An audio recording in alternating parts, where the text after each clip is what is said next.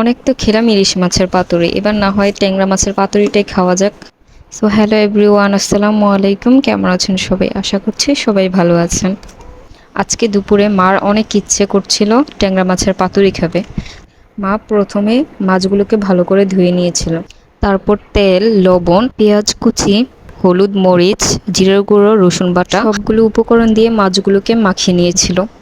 তারপর একটা কলা পাতার মধ্যে মাছগুলোকে দিয়ে দিল।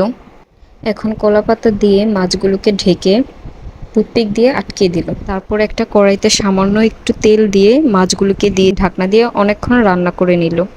কিছুক্ষণ পর ঢাকনা তুলে দেখি মাছগুলো একদম সুন্দর মতো হয়ে গিয়েছে, আর কালারটাও মাশাআল্লাহ দেখতে অনেক সুন্দর হয়েছিল।